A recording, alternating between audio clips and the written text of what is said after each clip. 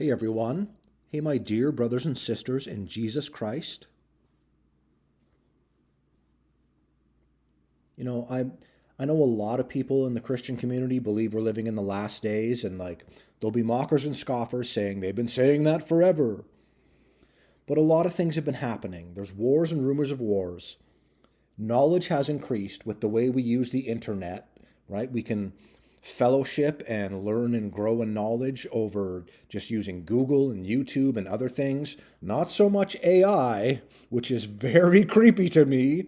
If you are someone that uses like ChatGPT or any kind of AI source or website, please just be very careful with it. That's my concern. It's very interesting and neat, but it's also very scary because we're living in an age where it's like, what is real? People make AI videos that seem very real and they're not. So it's deception. And also, what truly is behind AI, artificial intelligence? What is the source behind that? I know people will think I'm crazy and disagree, but I know a lot of other Christians will agree with me. It seems to be like a fallen angel technology, and there's been many examples of people asking questions, like biblical questions to AI, and it's like, well, yeah, Satan's my daddy, and like that kind of stuff. Like talking about Nephilim, fallen angels, like demons, like it is crazy. But people just think it's neat. Who cares? I don't believe in God, so it doesn't affect me. When people say they don't believe in something like the biblical world or Jesus Christ or Satan, it doesn't matter what they believe. The truth is the truth. We need to accept it and understand it. Too many people think, you guys know what I mean, right? If someone's like, well, I don't believe in that, I don't believe in hell, so it's not true. But that doesn't change reality. People can believe whatever they want. They can. It's up to them. But saying, I don't believe in this, so it's not real, they need to research more. I was in junior high when I listened to Collective Soul. Not too much, but I remember some of their songs. They were pretty popular in the 90s. Whoa, heaven let your light shine down. So, a secular band has lyrics in a song called Shine that says, whoa, heaven let your light shine down. There's a lot of people that are like, oh, I love that song. It's so Christian. Here's Collective Soul, all the members sitting in some chairs. This guy here has his index fingers pressed together, other fingers interlocked, doing the Uttara Bodhi Mudra, a gesture that's supposed to represent supreme enlightenment. It's not. It's the false light of Lucifer. The name Lucifer means light bearer, and that is Satan. So he's a Satanist, and more than likely a Freemason, and they probably all are sold out Freemasons. They've got a poster here, Collective Soul, best-selling. Space Astronaut Gallery. Oh yes, outer space. You know, that thing that's totally real and not just CGI images? The lead singer, can't remember his name, doesn't matter. The lead singer of Collective Soul is wearing a weird fur coat, but he's also hiding his hand in his weird fur coat, the way a Freemason would do. This is a pretty clear example. Can you see this? He's taking his coat and he's hiding his hand in there. It's a gesture from Freemasonry. So why do I mention this and why is it an issue? Because the god of Freemasonry is Satan. Haven't you caught on yet that rock and roll is a bunch of sellouts? It's more than that. It's movies, it's TV, it's politicians, it's athletes.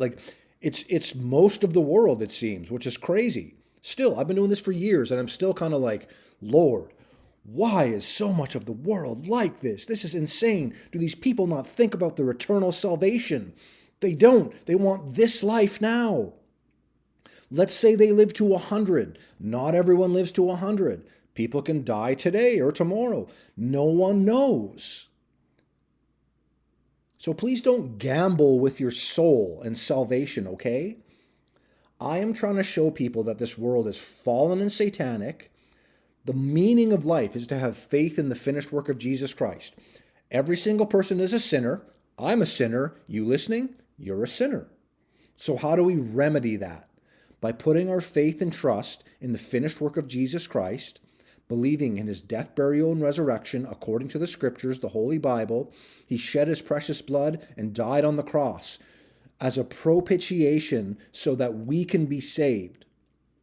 In the Old Testament, they would sacrifice animals and other things, a sweet-smelling offer, a sweet-smelling odor to God. They would sacrifice things. We don't need to do that anymore because Jesus came to earth, being fully man and fully God, and took upon all the sins, took upon all the sins of the world so that we can be forgiven and cleansed through his blood, his shed blood on the cross. I know a lot of people think that's gross or whatever, but like, ugh, Jesus' blood? No, it's because he's a perfect person, fully man, fully God. His shed blood was the ultimate sacrifice. Him dying on the cross was the ultimate sacrifice. We don't need to do that anymore. We need to have faith in the finished work of Jesus. This guy here, this rock and roller, this lead singer of Collective Soul, doesn't matter what his name is, I can't remember, but it doesn't matter. He's hiding his hand in his coat the way a Freemason would do. This is satanic. He seems to think it's cool or something. He seems to think it's no problem, but it is a problem. These people are not only going to hell themselves if they don't repent and know Jesus, but they're also leading others to hell because other people think, oh, it's fine. I'll just listen to secular music and rock and roll and go about my day. I don't need Jesus in my life. I'm just living my best life now. Not the way to go about things. And a lot of people just don't have the fear of God in them. That's why they don't have the knowledge to see this. They're blinded by Satan, which again, it's in the Bible that it tells you unbelievers are blinded by Satan. You listening, if you don't believe in Jesus 100%, you're blinded by Satan and you don't realize it, which is very scary. And if you don't believe me, I've come out of that and it's very scary and mentally taxing. It really is. But growing in faith with Jesus, like having a better relationship, praying to him, reading the word, doing things like that, it takes away fear. It takes away like the satanic world and deceptions because God will open your eyes to let you see the truth and set you free. The truth sets you free. What is the truth? Who is the truth? Jesus Christ is the truth, the way, the life. He is all three of those things.